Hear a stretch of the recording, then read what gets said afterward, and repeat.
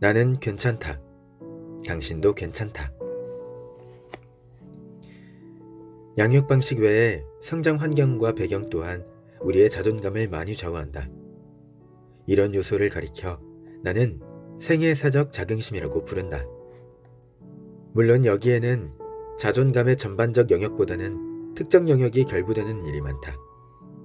예를 들어 수공업 종사자가 많은 집안에서 태어난 사람은 어릴 때부터 자연스레 자신도 손재주가 있을 거라는 내적 신념을 갖게 된다. 집안에서 대학 입학을 시도한 사람이 아무도 없는 학생이라면 교수 부모를 둔 동급생에 비해 대입시험을 대하는 자신감이 떨어질 가능성이 크다. 한 개인이 생애사적 자긍심을 갖는 데는 해당 분야에 관련되었거나 그 개인이 지향하는 생활 방식을 몸소 실천한 친인척 한 명만 있으면 충분하다. 굳이 부모가 아니더라도 삼촌, 이모 등 가족 안의 인물을 롤모델로 삼아 성장하고 발전하는 사람들이 많은 이유도 이 때문이다. 출신 가족 안에서 자신의 정체성을 찾는 현상은 보통 의식하지 못한 상태로 일어나지만 우리가 자기평가를 하는 데 적지 않은 영향을 끼친다. 그래서 실제로 우리가 무엇을 감행하고 무엇을 포기할지를 결정할 때 큰 역할을 한다.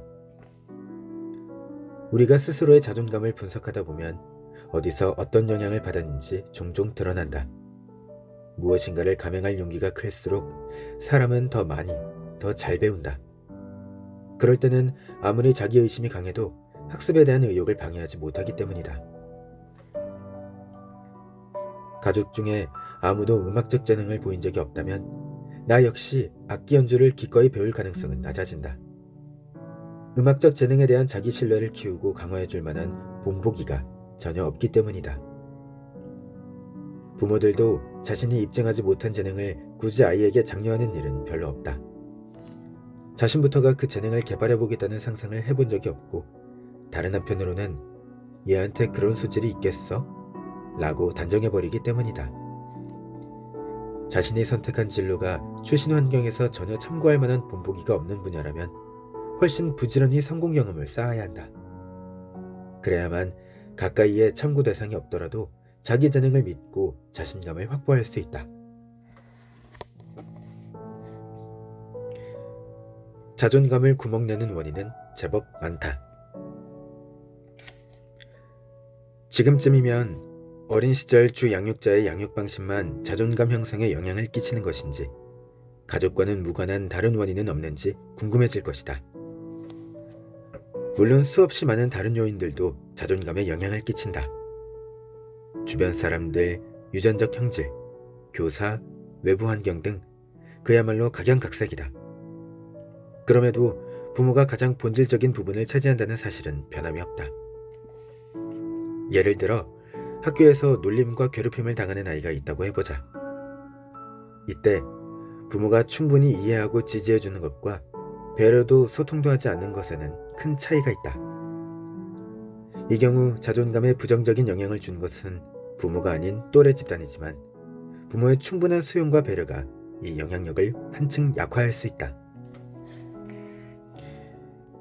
반대로 발달 과정에서의 다른 요소들이 부모의 태도에서 오는 부정적인 영향력을 일부 상쇄해 줄 수도 있다.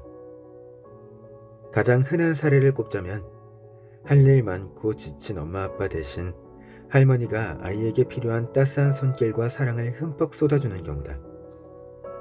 또래 간의 위로, 교사나 다른 양육자가 건네는 격려와 관심도 굉장히 긍정적인 영향을 준다. 당사자인 아이 본인의 타고난 기질도 많은 것을 좌우한다. 내향적인 아이보다 외향적인 아이가 더 적극적으로 도움을 청하고 자기 감정을 표출하는 편이므로 문제를 극복하는 데 훨씬 유리하긴 하다. 외향적인 아이는 스스로 믿을 만한 사람을 찾아 나서고 그런 사람을 만나면 비교적 스스럼 없이 집에서 일어나는 일들을 공개하기 때문이다. 외부에 적극적으로 도움을 청하는 전략이 혼자 고민하고 침묵하는 것보다는 문제 해결을 더 쉽게 한다.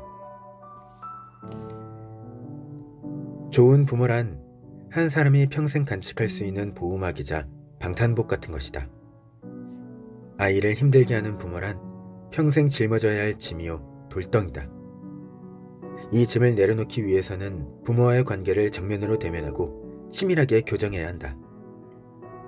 물론 성인기에 이르러서도 한 사람의 자존감을 심하게 강타하는 일들이 일어날 수 있다. 업무 중에 목숨을 잃을 뻔하거나 극단적인 심리적 부담을 겪게 되면 아무리 다 큰 어른이라도 자존감이 심하게 손상된다. 대표적인 예가 외상 후 스트레스 장애다. 이 증상은 압도적이고 큰 심리적 부담을 야기하는 경험을 한 다음부터 그와 관련된 심적인 반응이 장기간 이어지는 현상이다. 외상 후 스트레스 장애를 겪는 이들은 특히 불안, 공포, 우울, 신경과민에 시달리며 작은 일에도 쉽게 흥분한다. 외상성 경험은 남녀노소를 막론하고 일어난다. 당사자들은 외상으로 인해 자신이 막대한 위해를 입을 수도 있다는 인식을 갖게 되어 자존감에 심각한 영향을 받는다. 이 경험은 이 세계가 자신이 안전하게 있을 수 있는 장소라는 믿음을 뿌리째 뒤흔든다. 마음속 내면 아이를 돌아볼 시간. 현재 우리가 가진 인성의 핵심은 유년기 경험의 총합, 그리고 타고난 성향이 어우러져 마련된다. 이 인성의 핵심은 다시 마음속 내면 아이를 통해 구체적인 성격을 얻는다. 이 책에서 언급되는 내면 아이는 심리학에서 자주 쓰이는 비유이다.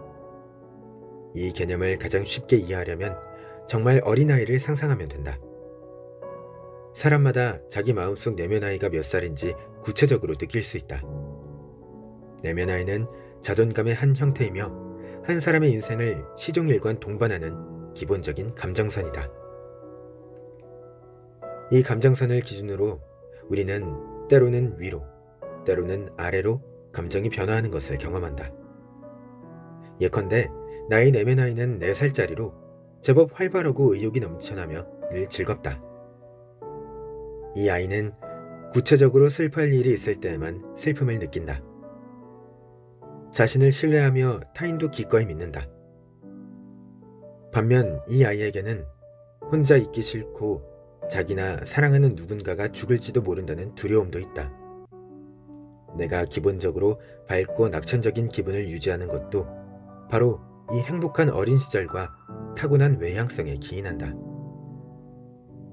이 기본 설정에서 나만의 쾌활함, 위험을 감수할 용의, 풍부한 의욕, 밝은 기분이 솟아난다. 어린 시절 안정된 애착 유형을 형성하면 나는 괜찮다, 당신도 괜찮다 라는 관점으로 나와 타인을 바라보게 된다. 힘든 어린 시절을 보낸 데다 유전적인 성향상 평소 고민과 걱정이 앞서는 사람이라면 어떨까? 이 세계에 사는 것을 불안해하고 항상 외면당할까봐 염려하는 내면 아이가 마음속에 자리 잡았을 것이다. 이 아이의 기분은 기본적으로 어둡고 쉽게 상처받는 성격일 수 있다. 타인에게 다가가길 주저하며 자기 주장을 할 엄두조차 내지 못할 수도 있다. 커서도 이 아이의 자아는 본인 혹은 내면 아이를 어릴 때와 마찬가지로 여전히 작고 무의미하며 버림받은 존재로 인식할 것이다. 우리 안의 내면 아이를 인식하는 주체이자 달라지고 성장한 나의 또 다른 일부, 즉 내면 어른을 분리해서 바라보는 것도 매우 중요하다. 이 과정에서 우리가 해야 할 일이 무엇인지는 다음 장에서 자세히 다뤄볼 것이다.